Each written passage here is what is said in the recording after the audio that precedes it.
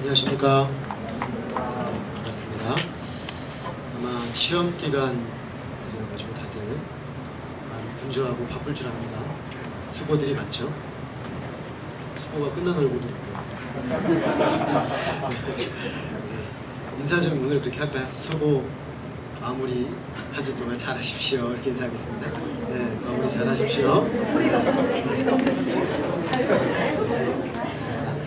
오늘은 하나님 나라와 청년 시리즈 10번째 말씀이 되겠습니다. 하나님 나라와 교회라는 제목으로 말씀드리겠습니다. 잠깐 말씀드리겠습니다.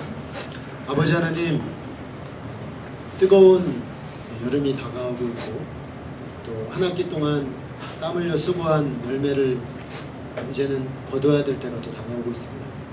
우리 인생의 시작이 있으면 끝이 있고 또 힘들게 또 땀 흘려 수고할 때가 있으면 그것들을 거두어 드릴 때가 있는 것을 압니다. 하나님 아버지, 저희가 이 모든 인생을 결산할 때 하나님 앞에 설 줄 알고 또 겸손히 우리 주님을 기억하며 창조주 하나님 앞에 나와 예배하며 주님을 기억하는 주의 청년들로 설 수 있도록 은혜 주셔서 감사합니다. 하나님 귀한 말씀을 통해서 하나님의 나라에 대해서 계속해서 알아가게 하심을 감사합니다. 귀한 말씀이 오늘 교회에 대해서 또 새롭게 눈을 뜨고 또 교회를 사랑하고 교회를 세우는 일에 헌신하는 주의 청년들로 우리를 세워주옵시기를 간절히 기도합니다. 귀한 시간 주님께 의탁하오며 예수 그리스도 이름으로 기도했습니다. 아멘. 오늘날 많은 사람들, 특별히 젊은이들 가운데 유행병처럼 퍼지고 있는 움직임이 하나 있습니다. 그것은 바로 교회 혐오. 오늘날 교회는 비웃음의 대상이 된 것 같이 보입니다. 그래서 교회 다닌다고 말하기가 조금 불편하고 교회를 공적인 장에서 말한다는 것이 조금 부끄러워진 그런 2010년대 대한민국, 이렇게 말해도 과언이 아닐 수 있습니다. 그래서 나온 말 중에 대표적인 말 하나가 있는데 그게 뭐냐면 예수님은 좋지만 교회는 싫다 라는 말이 아주 대표적인 말입니다. 예수님이야 우리를 위해 좋은 말씀도 해주셨고 또 4대 성인이고 뭐 심지어 기독교에서 말하는 것처럼 우리를 위해 십자가에 죽으신 대속의 죽음을 죽으신 분이라고까지 말하니까 참 좋은 분인데 교회는 참 싫다. 조금 더 나가면 그런 교회를 굳이 꼭 다녀야 되냐, 예수님을 내가 개인적으로 잘 믿으면 되지 꼭 굳이 꼭 교회까지 다니면서 힘들게 해야 되는가 하는 생각을 합니다. 그래서 예수님을 따르는 쿨하고 멋진 제자가 되는 것은 좋지만 교회를 다니는 것은 왠지 좀 구질구질하게 보이고 덜 신선하고 덜 개혁적으로 보입니다. 오늘날 한국 사회에서 개혁적으로 보이려면 교회를 때리면 됩니다. 교회를 막 까면 그 사람은 개혁적인 사람이고 뭔가 생각 있는 사람이고 뭔가 사고하는 사람으로 여겨지는 그런 상황이 되었습니다. 자, 이런 생각의 밑바닥 속에 저는 이런 생각을 보이지 않는 것을 이렇게 부채질하는 것이 있다고 봅니다. 옛날에 그 아궁이 불을 피우면 위에 불이 이렇게 올라가지만 밑에서 이렇게 불을 피우면 부채질을 하면은 위에서 불이 막 올라가죠. 밑에서 불을 부채질을 하니까 올라가는 건데 그 생각을 부채질하는 밑바닥에 이 부채질이 뭐냐? 그거는 교회 다니는 일은 좀 피곤하다는 거죠. 예수님을 믿고 뭔가 거룩한 걸 생각하는 건 좋은데 교회 다니는 일은 사람들과 함께 부대 껴야 되는 좀 피곤한 일이라는 생각이 그 밑바닥에 깔려 있습니다. 우리의 질문은 이것입니다. 과연 이런 생각이 성경적인가? 라는 질문입니다. 이렇게 질문을 바꿔볼까요? 그래도 아직 우리에게 매력을 잃지 않고 계시는 예수님도 그렇게 생각하셨을까요? 라는 질문입니다. 복음서에서 예수님이 교회에 대해서 유일하게 말씀하시고 있는 본문이 오늘 우리가 읽은 본문입니다. 어떤 학자가 이런 말을 한 적이 있습니다. 예수님은 하나님 나라를 가르치셨는데 이 땅에 온 것은 교회였다, 이런 말이죠. 이 말은 부정적으로도 사용되고 긍정적으로도 사용됩니다. 부정적으로 사용되는 입장에서는 이런 거죠. 예수님이 하나님 나라에서 실컷 얘기하셨는데 결국 하나님 나라는 사라지고 제자들은 결국 교회만 남겨놨다. 이런 부정적인 말입니다. 그러나 긍정적인 말은 예수님이 하나님 나라에 대해서 말씀하셨지만 그 하나님 나라를 궁극적으로 이루는 실체는 교회다 라는 입장인 것입니다. 오늘 우리는 이쪽 입장에서 이쪽 입장으로 옮겨 올 수 있기를 바라는 마음입니다. 오늘 우리가 읽은 마태복음 16장 17에서 19절을 말씀을 보면은 베드로가 예수님을 향해서 주는 그리스도시요 살아계신 하나님의 아들이십니다라는 신앙 고백을 한 직후에 예수님께서 하신 말씀입니다. 예수님이 말씀하시기를 너의 이름을 베드로라 하리라. 베드로는 페트로스라는 헬라어 단어를 그대로 음력한 단어입니다.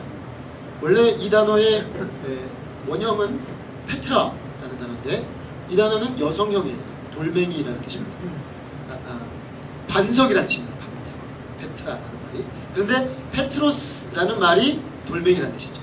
근데 남성이기 때문에 베드로가 남성이기 때문에 페트로스. 그래서 베드로 이렇게 사용을 하는 것입니다. 이 말의 히브리어 아람어 원어를 보면은 게바 같은 말입니다. 그런데 역사상 유대 남자들 이름 중에 반석, 쉽게 말하면 돌멩이라는 이름을 가진 사람은 거의 없었습니다. 예수님이 거의 유일하게 이 베드로에게 반석이라는 이름을 주심으로써 그 이름이 특별한 의미를 띠게 되었습니다. 왜 예수님께서 베드로에게 이 반석이라는 이름을 주셨는가? 이 이름은 앞으로 베드로가 교회에서 맡게 될 임무와 관련이 있습니다. 베드로는 교회의 커다란 널따란 반석과 같이 교회를 세워 올리는 기초석이 되는 그런 존재가 될 것이라는 말씀입니다. 이것은 베드로 개인의 성품이나 베드로 개인의 능력 때문이 전혀 아닙니다. 그는 12제자의 대표로서 예수님을 그리스도로 고백했습니다. 그러므로 그가 반석이다 라는 이 기능을 가지게 되는 것은 그가 최초의 신앙 고백자로서 신앙 고백하는 공동체의 대표로서 반석이다 라는 이름을 받게 된 것입니다. 사실 이 사도 바울은 에베소서 2장 20절에서 이렇게 말한 적이 있습니다. 너희는 사도들과 선지자들의 기초 위에 세우심을 받은 자들이며 그리스도 예수께서 친히 모퉁이 돌이 되셨다. 사도들과 선지자들의 터 위에 세움을 입었다.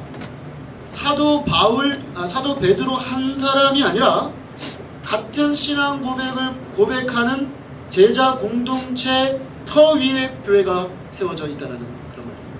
그래서 성경의 맨 마지막 계시록 21장 4절을 보면은 또 그 도시의 성벽에는 12기초석이 있는데 그것들 위에 어린 양께 속한 12사도의 12이름이 쓰여 있었다. 새 예루살렘 하나님의 새 백성이 이 땅에 임하여 올 때 그 건물이 예루살렘 건물의 그 기초석이 뭐냐? 12사도의 이름이 세워졌다는 것이죠. 그러니까 결국 베드로 위에 교회를 세운다는 얘기는 베드로 개인이기도 하고 신앙 고백을 공유하는 사도들이라고 말할 수가 있겠습니다.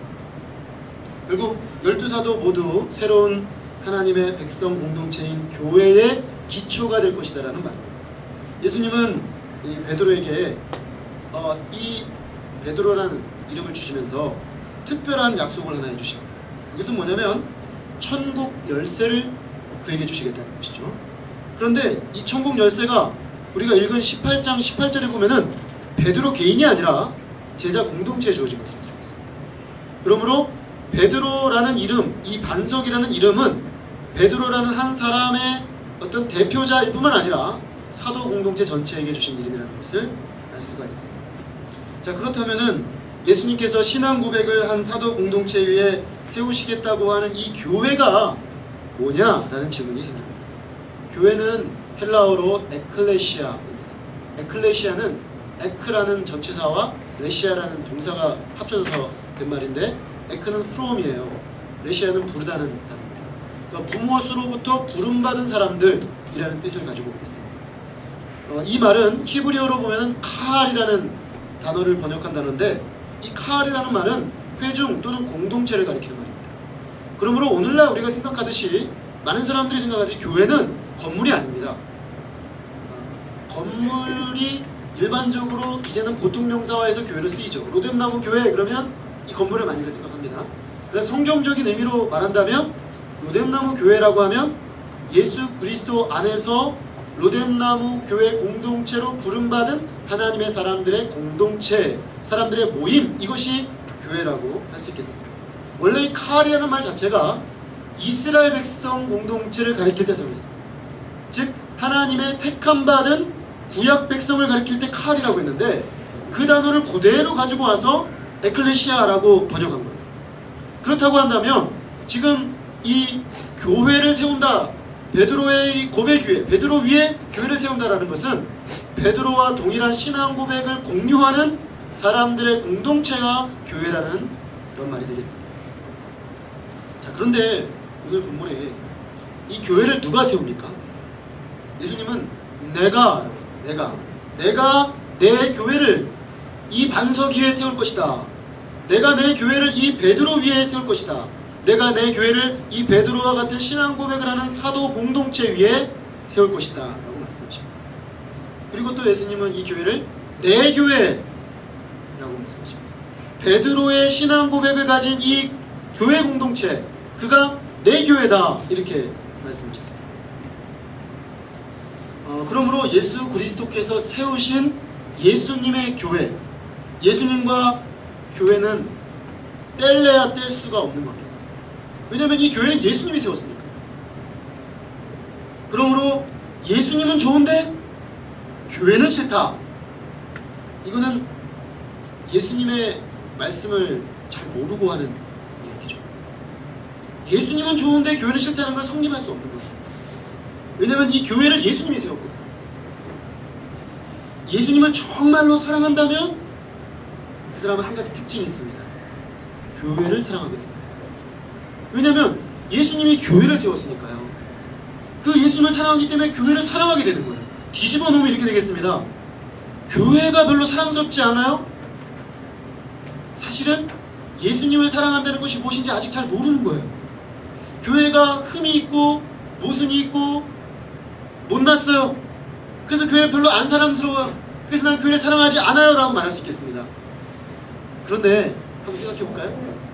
내 자녀가 내가 너무나 사랑하는 그 대상이 못났다고 해서 그 사랑이 멈추나요? 그렇지 않죠.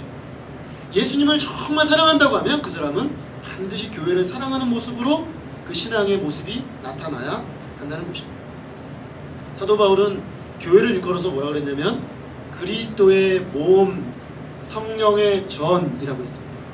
그리스도의 몸이라고까지 아주 좀 더 정확하게 말했는데, 이런 관점에서 본다면 나는 예수님을 사랑하지만 교회는 별로예요 라고 말하는 것은 비유하자면 이렇습니다. 어떤 남편이 자기 아내에게 여보 난 당신을 너무 사랑하는데 당신 몸은 별로야. 어떤 남편이 이렇게 말하겠어요. 그죠? 난 당신 다 좋아. 말하는 것도 좋고 당신의 정신도 좋고 생각하는 것도 다 좋은데 몸이 싫어. 이상하잖아요. 그죠? 이상하죠? 되게 이상하잖아요. 이 남자는 상당히 모순된 말을 하고 있거나 아니면 정말 그게 사실이라면 반쪽짜리 사랑이겠죠. 반쪽짜리 사랑이에요. 몸은 만지지도 않아. 난 몸을 사랑하지 않으니까. 그죠? 그러니까 반쪽짜리 사랑일 수밖에 없는 거예요. 예수님이 세우신 교회, 예수님이 교회를 예수님을 사랑하듯 사랑하는 거, 마치 우리가 그 남편이 부인을 사랑한다고 했을 때는 그의 정신과 그의 습관과 사랑하잖아요. 그러면 코 고는 것도 사랑스러워요. 코 고는 것도 사랑스럽고요. 다 사랑스러워요. 인간적으로는 안 사랑스럽죠. 근데 사랑하면 사랑하게 돼요. 그 사람과 관련된 모든 게 사랑스러워지는 것입니다. 그러면 우리가 정말 예수님을 사랑한다고 하면 예수님의 몸인 그의 교회 공동체를 사랑해야 마땅한 것입니다. 예수님이 세우신 교회, 예수님의 교회를 예수님 사랑하듯 사랑하는 우리 청년들이 되시기를 기도합니다. 자, 그렇다면은 이런 질문이 생깁니다. 우리가 지금까지 계속 보아왔던 하나님 나라하고 이 교회는 어떻게 관계가 있는가? 예수님이 교회를 세우셨고 교회를 그렇게 사랑하셨다고 하는데 그러면 하나님 나라를 선포하셨잖아요, 예수님은. 그런데 왜 교회가 나타나냐 말이에요. 이 둘 사이의 관계는 뭐냐? 이런 질문이 당연히 생기는 것입니다. 예수님은 오늘 18절에서 자신이 세우신 이 교회를 음부의 권세가 이기지 못할 거다라고 말씀하셨습니다. 음부라는 말은 하데스라는 말인데 히브리어로 말하면 스올이에요. 이 말은 조금 아주 최소치로 말해서 죽음이고 최대치로 말하면 지옥입니다. 다시 말하면 죽음과 지옥의 권세가 이 교회를 이길 수 없다, 이렇게 말씀하고 계시는 것입니다. 지옥과 죽음의 권세도 침범하지 못하는 권세를 가진 곳, 그곳이 바로 교회라는 것입니다. 예수님께서 신앙 고백 위에 세우시는 그 하나님의 새로운 백성 공동체인 교회는 주님이 세우셨기 때문에, 주님이 지키시고 주님이 이끌어 가시기 때문에 결코 소멸하지 않고 영원히 존속할 것이다 라고 말씀하시는 것입니다. 그래서 교회가 망한 것처럼 보이는 때가 있어요. 실제로 우리가 성지순례 가면 터키에 가요. 터키에 가면 터키가 1세기 핵심 교회들이 많이 있었잖아요. 에베소 교회, 두아디라 교회, 빌라델비아 교회, 막 즐비하게 교회들이 있었는데 지금 가면 어떻습니까? 교회 없습니다. 터키 교회 없습니다. 교회 건물 없습니다. 정확히 말하면. 엄밀하게 말하면 신자들이 있으니까 교회가 있지만 그때 그 화려한 교회의 모습들은 다 사라져 버렸습니다. 그럼 교회는 어디로 간 것입니까? 교회가 옮겨간 것입니다. 교회가 옮겨져서 지금 교회는 어디에 많이 있냐면 제3세계에 많이 있어요. 저쪽 브라질, 한국도 지금 뭐 많이 늘다가 지금 어렵죠. 중국, 저쪽 동남아, 인도네시아, 말레이시아 이쪽에 굉장히 교회들이 일어나고 있어요. 교회는요 망하지 않습니다. 혹 대한민국에서 교회가 무너질 수는 있어요. 그러나 교회 전체로 봤을 때는 교회는 절대로 망하지 않습니다. 왜? 주님이 세우셨기 때문에, 음부의 권세가 해하지 않는 당신의 권능으로 붙잡고 계시기 때문에 교회는 절대로 망하지 않고 절대로 무너지지 않습니다. 그런데 삼성은 망합니다. 여러분이 그토록 들어가고 싶어하는 1등, 제가 왜 이렇게 확신 있게 말하느냐, 짐 콜린스라는 사람입니다. 좋은 기업을 하고 위대한 기업, 그런 책을 쓰신 분들이 그 분석해 놓은 거 보면 최근 30년 동안 뭐 세계 몇 대 기업이라는 그 기업들이 거의 다 사라졌어요. 그걸 얼마 못 가요. 100년을 넘긴 기업 거의 없어요. 그러니까 우리가 영원할 거라고 생각하고 추구하는 어떤 공동체, 가치들이 사실은 영원하지 않지만 하나님 나라, 예수 그리스도께서 세우신 주의 백성 공동체인 교회는 절대로 무너지지 않다는 것입니다. 베드로는 이 교회를 세우는 기초라고 말합니다. 그런데 그에게는 권한도 부여됐습니다. 어떤 권한이 부여졌냐면, 내가 천국 열쇠를 내게 주리니 내가 땅에서 무엇인지 매면 하늘에서도 매일 것이요, 내가 땅에서 무엇인지 풀면 하늘에서도 풀리니라. 한마디로 매고 푸는 권세죠. 땅에서 베드로가 뭘 매면 저 하늘에서도 맵니다. 땅에서 베드로가 풀면 하늘에서도 풀린다는 거예요. 이거는 한마디로 천국 문을 열어주는 권세입니다. 이 땅에서 사람들에게 천국 문을 그가 열어주면 사람들에게 천국 문이 열리지만, 그가 천국 문을 닫으면 닫힌다는 거예요. 문지기 내지는 청지기 같은 존재예요, 베드로가. 이게 사도행전을 보면 어떤 의미인지 잘 드러납니다. 원래 복음이 예수님의 12제자를 중심으로 예루살렘, 유대, 이스라엘 백성 중심으로 있었습니다, 교회가. 그런데 이 복음이 빌립이라는 사람을 통해서 처음으로 문화적 경계를 넘어가요. 사마리아라는 문화적 경계를 확 넘어가요. 근데 넘어갔는데 사람들에게 복음을 전했는데 사람들이 복음을 믿었는데 가서 보니까 성령을 못 받았어요. 성령을 못 받았다는 무슨 얘기냐면 이 사람들이 아직 공적인 하나님의 인정을 못 받았다는 것입니다. 입으로는 예수님을 고백하고 있는데 성령이 심령이 없어요. 즉 하나님이 다스림, 천국 권세가 그에게 임하지 않았어요. 예루살렘 교회가 그 소식을 듣고 어떻게 하는지 아십니까? 베드로와 요한을 보냅니다. 베드로와 요한이 가서 기도해 주는데 그들이 성령을 받아요. 천국 문이 열린 겁니다. 유대의 경계로 최초로 넘어간 사건이에요. 최초로 유대 경계를 넘어서 유대인이 아닌 사마리아 사람들이 성령을 받는 사건이 일어나요. 잠시 후에 또 일이 일어나요.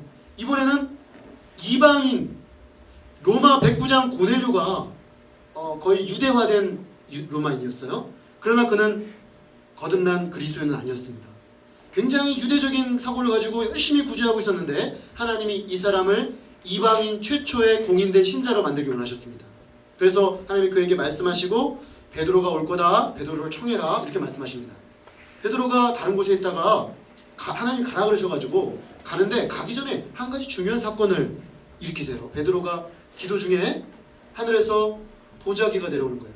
보자기가 4개가 쭉 내려오는데 봤더니 유대인들이 먹지 않는 레위기에 나오는 먹어서는 안 되는 음식들이 거기에 잔뜩 있는 거예요. 쭉 내려오길래 어휴 더러운 것들이 내려오고 있네 이렇게 보고 있는데 하늘에서 하나님께서 말씀하십니다. 잡아먹으라. 베드로가 깜짝 놀랍니다. 주님 저를 어떻게 알고 그러십니까? 저는 경건한 유대인입니다. 저 음식들은 먹을 수 없는 음식이오니 안 먹겠습니다. 하나님이 다시 내려보내십니다. 잡아먹으라. 계속 반복하여 말씀하시자 그가 끝끝내 거부하자 하나님 말씀하십니다. 내가 깨끗하게 한 것을 네가 더럽다고 거부하느냐. 베드로가 그때서야 하나님의 뜻을 깨닫습니다. 그리고 딱 환상이 끝나는데 그때 이 고넬료라는 사람이 베드로를 청해요. 베드로가 그때 깨닫습니다. 가봤더니 이 집 사람들이 다 예수님 영접했는데 역시 성령만 못 받았어요. 베드로가 말씀을 전해주죠. 회개하고 예수를 믿으라. 너희에게도 성령께서 임하기를 하나님께서 원하시는 것 같다. 그때 최초로 인류 최초로 공적으로 유대인 사마리아는 역사적으로 이스라엘과 피가 절반 섞였어요. 그러니까 반은 유대인인 사람들이죠. 근데 완벽하게 유대인이 아닌 사람들에게 처음으로 복음이 넘어갑니다. 그때 문을 여는 것도 역시 베드로가 엽니다. 그 영광스러운 특권이 베드로에게 있어요. 이 사실을 이해하지 못하면 그 사도행전이 이해가 안 돼요. 제가 간사님들하고 금요일 저녁에 성경 연구를 같이 하는데 사도행전 연구부에 그 부분이 나왔어요. 계속 본문 나올 때마다 질문하는 거예요. 목사 이거 왜 이러죠? 이상해요. 통상적으로 예수님 영접하면 바로 성령이 주어져야 되는데 왜 얘들은 안 주어지죠? 바로 그 이유입니다. 하나의 문화적 경계선을 넘어가면서 복음이 전진하는 과정 속에서 일어난 일입니다. 근데 그 문을 누가 여느냐? 베드로가 열어요. 여러분 보십시오. 베드로가 땅에서 그 문을 여니까 하늘에서 문을 열고 성령을 그들에게 보내셨습니다. 엄청난 특권이죠. 하늘의 권세가 그의 손에 주어지는 것입니다. 근데 이것이 바로 베드로를 비롯한 사도들에게 주어지는 것이고, 자 베드로가 이제 문을 다 열어버렸어요. 이방인까지 다 확 열고 나니까 그 다음엔 어떻습니까? 복음이 전하는 곳에는 통상적으로 다 들어갑니다. 그래서 그때 이후로는 복음을 전하고 예수님을 영접하면 성령이 임합니다. 이게 이제 일반적 과정이 되는 것이죠. 자, 이런 권세를 베드로에게 또 사도 공동체에, 정확히 말하면 교회에 주님이 주셨다는 것입니다. 오늘 이런 공동체적 특징을 잘 보여주는 본문이 우리가 뒷부분에 읽은 18장이에요. 18장에 보면은 이런 말씀입니다. 교회 공동체에 누가 죄를 범했어요. 그 사람이 죄를 범하면 교회가 이 사람을 돕는 절차가 있습니다. 첫 번째 절차는 그 사람을 가장 잘하는 개인적으로 잘하는 사람이 개인적으로 가서 권면합니다. 형제님, 이 부분은 하나님의 말씀에 의하면 하나님 기뻐하시지 않습니다. 하나님의 공동체 속으로 우리가 거룩한 공동체로 서기 위해서는 회개하셔야 합니다. 이렇게 도와줘야 돼요. 왜 이렇게 하는 거냐면 이 사람이 회개하고 주의 거룩한 공동체에 서도록 하기 위해서 돕는 거예요. 잘라내기 위한 것이 아니에요. 근데 이 사람이 마음을 탁탁하게 먹고 거절해요. 그러면 그 다음에는 두세 사람이 같이 갑니다. 이 사람 위에 두 사람이 더 붙습니다. 왜냐하면 유대에는 두세 사람 이상의 증거가 명백한 법정적 증거가 되기 때문에. 자, 이게 지금 매고 푸는 작업을 하고 있는 겁니다. 이 사람이 지금 쉽게 말하면 메어져 있는 거예요. 풀어주려고 그러는 거예요. 두세 사람이 같이 갔어요. 같이 가서 또 권면을 합니다. 형제님, 이건 아니에요. 돌아오세요. 회개하세요. 주님이 기뻐하시지 않으십니다. 근데 이 사람이 그때 돌아오면 좋은데 또 고집을 펴요. 그러면 오늘 본문에 어떻게 되어 있습니까? 만일 그의 말도 듣지 않거든 교회의 말하고 교회가 다루는 것입니다. 교회 공동체가 공적으로 다루고 그래도 듣지 않으면 이방인과 세리와 같이 여기라. 즉 다시 말하면 하나님의 백성 공동체 일원이 아닌 것으로 생각하라라는 것입니다. 이게 굉장히 잘못 활용된 것이 중세 종교재판이죠. 스페인 종교재판이 잘못 활용된 거예요. 그래서 마구 사람들을 막 죽이고 화형을 처했습니다. 그러나 본래 의미는 그런 게 아니에요. 본래 의미는 거룩한 교회 공동체가 하늘의 백성으로서의 권세를 가진 공동체로서 하나님의 백성 공동체 일원답게 행동하지 않는 사람을 하나님의 백성으로 올바로 돌이키기 위해서 사용하는 일종의 훈육 프로그램이었습니다. 여기서 우리가 주목해야 될 점은 이것입니다. 예수님이 이 말씀을 하신 다음에 결론적으로 이렇게 말씀하세요. 진실로 너에게 이르노니 무엇이든지 너희가 땅에서 매면 하늘에서도 매일 것이요 무엇인지 땅에서 풀면 하늘에서도 풀리리라. 진실로 다시 너에게 이르노니 너희 중에 두 사람이 땅에서 합심하여 무엇인지 구하면 하늘에 계신 내 아버지께서 그들을 위하여 이루게 하시리라. 두세 사람이 내 이름으로 모인 곳에든 나도 그들 중에 있느니라. 두세 사람이 나의 이름으로 모인 곳에는 나도 그들 중에 있느니라. 이 20절 말씀은 누구든지 둘만 모여서 합심해서 기도하면 하나님이 응답해 주신다? 둘씩 하는 짝기도의 능력을 증거하는 구절이 아닙니다. 그것을 보증해 주기 위해 주어진 말씀이 아니에요. 문맥 자체가 그렇지 않습니다. 또는 교회의 나머지 구성원들의 의견은 다 다른데 둘이 의견이 합치했어요. 그래서 둘이 합심해서 기도하면 다른 사람의 의견과 상관없이 그 의견은 항상 이루어진다. 그런 말씀도 아니에요. 이 말씀은 어떤 특정한 사정으로 어떤 시간에 어떤 장소에서 단 두 사람의 제자만이 모일 수밖에 없는 상황일지라도 하나님이 그들에게는 특별한 관심의 대상으로 그들을 보신다는 것입니다. 어떤 이유에서인지 모르겠지만 특정한 상황 속에 특정한 형편 속에 두 사람밖에 모일 수 없어요. 그럴지라도 주님은 그들의 기도를 들으시고 하늘에서 응답하신다는 것이죠. 그들이 땅에서 주님 이 영혼을 풀어주십시오 라고 간절히 기도하면 주께서 하늘에서 그 영혼들의 매인 것을 풀어주시는 응답을 해주신다는 거예요. 이 엄청난 권세가 그들에게 주어져 있다는 것입니다. 즉 하나님이 그들과 거기에 함께 하신다는 거예요. 두세 사람이 예수 그리스도의 이름으로 모인 예수님의 교회 제자 공동체 가운데 함께 하신다는 것입니다. 하나님 앞에 예수님의 이름으로 모인 한두 사람, 두세 사람, 이것은 결코 작은 숫자가 아니라는 것입니다. 하나님의 기도 응답을 받기에 충분한 숫자라는 것입니다. 이것이 바로 교회의 권세입니다. 교회의 권세는 이 교회가 이 땅에서 어떻게 하느냐는 하늘의 직통전화가 개설되어 있다는 거예요. 그래서 여기서 하는 일이 거기서 하는 일과 연결되어 있다는 것입니다. 그러니까 여기서 우리 우출 목자님이 우리 본누벨 목장 우리 저기 누구예요? 가일 목장 가일 목동님 목장이 아니죠 목동님 윤가일 목동님하고 우리 목장 모임해요. 또 누구도 오라 그럴까? 우리 은별이도 오라 그러고 아람이도 오라 그러고 같이 기도할까? 그래서 두세 사람이 모여서 예수님의 이름으로 기도할 때 천국에서 뭔 일이 벌어진다는 것입니다.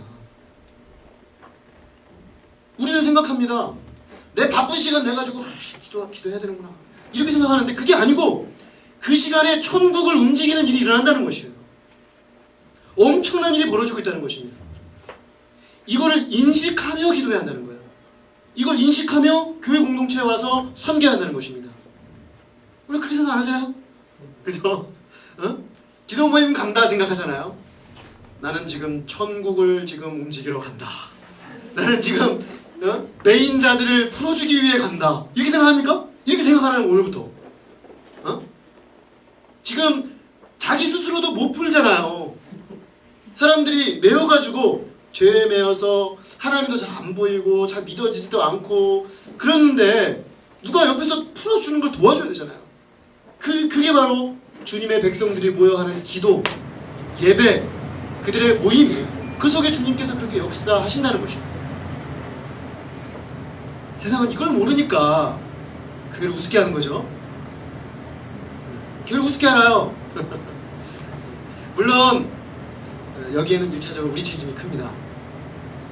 그러나 분명한 것은 교회가 저 하나님 나라와 긴밀하게 연결됐다는 사실입니다.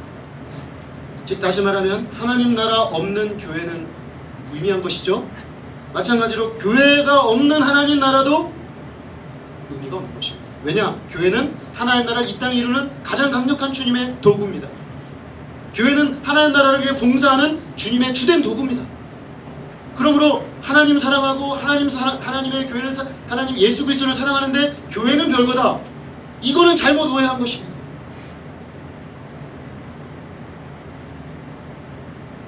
우리가 성경을 한번 읽어보십시오. 성경은 교회를 거의 부정적으로 말하지 않습니다. 제가 이번에 여러분들하고 하나님 나라 공부하면서 저도 샅샅이 성경을 다시 보고 있어요. 하나님 나라 완전히 다시 보고 있는데 제가 충격을 받았어요. 이번에. 왜 충격을 받았냐면 제 신학교 때 하나님 나라를 가르쳐줬던 교수님이 지금 암에 걸려서 돌아가실 직전에 와 계신데 전 안 주셨어요. 근데 제가 최근에 그분 이야기를 듣고 너무 마음이 아팠어요. 그래서 다시 제가 그분에게 참 좋은 수업을 많이 들었거든요. 그분께 들었던 수업 노트들, 책으로 발간되지 않은 미발간 수업 노트들인데 다시 봤어요. 교수님의 가르침을 좀 다시 한번 새기는 마음으로. 하나님 나라와 관련해서 다시 읽으면서 그분이 그런 말씀을 하세요. 오늘날 교회를 너무나 부정적으로 말을 많이들 하는데 한번 성경을 봐라. 성경 어디에 교회를 부정적으로 말하는 거야? 제가 그래서 다시 찾아봤어요. 가장 부정적인 교회 예가 어디냐면 고린도 교회입니다. 이 고린도 교회는요, 오늘날 많은 사람들이 한국 교회랑 비슷하다고 말을 해요. 이름도 비슷해요. Corinth Church, Corinth Church 비슷해요 좀. 응? 누가 월드플레이해요. 말도 비슷하다고. 아유 왜 이렇게 고린도 교회랑 닮았냐. 고린도 교회 보면 파당 싸움하고요, 서로 치고받고 싸우고요, 교회 안에 음란의 문제가 있었어요. 요즘 한국 교회 이런 문제 많이 벌어지고 있죠. 음란의 문제 있었어요. 성령의 은사는 많은데 성숙하지 않아가지고 교회가 막 치고받고 싸우고 내가 더 잘나니 막 싸워요. 똑같죠 어떤 부분에는. 근데요 여러분, 그 고린도 교회를 교회라 그래요 사도 바울이. 고린도에 있는 교회, 영어로 하면 saint, 거룩한 자들. 사도 바울이 그 말을 쭉 하지만 그들을 교회가 아니라고 말하지 않아요. 그럼에도 불구하고 예수 그리스도의 피로 값주고 산 주의 백성, 그 거룩하지 못한 그들이 교회 되도록 돌이키기 위해서 고린도 전서를 쓴 거죠.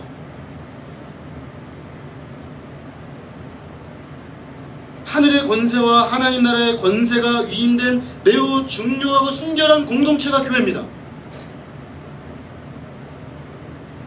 그런데 오늘날 교회가 무시받고 있는 상황, 교회가 짓밟히고 있는 상황, 심지어 교회를 다니는 사람들조차도 교회를 자랑스럽게 말하지 못하는 이 상황. 이 상황은 1차적으로 우리 책임이 큽니다. 왜냐? 우리가 교회니까요. 우리 말고 나를 제외한 어디 또 다른 교회가 있나요? 어디 이름 붙여진 교회, 그 교회가 문제야? 그러면 우리는 교회 아닌가요? 저는 교회에 관한 소식들이 인터넷과 매체에서 다뤄줄 때마다 가슴에서 피눈물이 나요. 왜 저게 내 모습이잖아. 그렇지 않나요? 나 외에 다른 교회가 있나요? 나 말고 또 다른 어떤 교회가 있어서 그 교회는 문제고 나는 깨끗한가요? 아닙니다. 우리가 문제예요. 내가 문제인 거예요. 내 문제예요. 우리 책임이에요. 교회를 귀하게 여기지 않은 우리 책임이에요. 교회를 교회되도록 세우기 위해서 몸부림치지 않은 우리 책임이에요. 그런 잘못된 이미지를 바꿔놓으려고 살지 않은 우리 책임이에요. 저보다 한 2, 3년 선배인 고대 의대를 나온 의사분이 계세요. 안수현이라는 분인데 이분은 이름만 대면 아는 큰 교회 성도였어요. 특별한 성도는 아니고 청년부 소속된 의사였어요. 의사. 레지던트 하다가 장교로 군복무 하다가 유행성 출혈열에 걸려서 33살의 나이에 죽었어요. 그런데 이 사람이 죽을 때까지는 아무도 잘 몰랐어요. 사람들이. 이 사람이 죽었는데 장사지를 지냈는데 1000명이 왔어요. 근데 온 사람들이 이 사람이 평소에 아는 사람들이 아니고 어떤 사람들이 왔냐면 병원에 근무할 때 그 청소하시던 아줌마, 그 병원에 일하시던 아저씨, 배달 오시던 아저씨, 이런 분들이 온 거예요. 이분의 죽음을 듣고 너무 마음이 비통해서. 알고 봤더니 이분은 자신의 시간과 돈과 재능, 의사로서의 재능, 그리고 이 모든 것들을 하나님을 사랑하는 마음으로 성도들이 아니라 주변에 도움이 필요한 사람들을 섬기는데 온통 쓴 거예요. 주일에는 교회와 섬기고 주중에는 의사로서 충성을 다하고 또 청년부 리더여가지고 사람들을 맡고 전도를 하고 싶어서 평소에 늘 책을 들고 다니고 음반을 늘 들고 다니고 자기 돈으로 사가지고 그리고 필요하면 바로 주는 거예요. 이거 좀 읽어보시고. 그렇게 보이지 않게 섬기며 사랑했던 사람들의 열매가 1000명입니다. 여러분, 제가 오늘 주보에 썼지만 로버트 브라우닝이 말했어요. 내가 태어날 때는 나 혼자 울고 세상 사람들 다 웃었죠.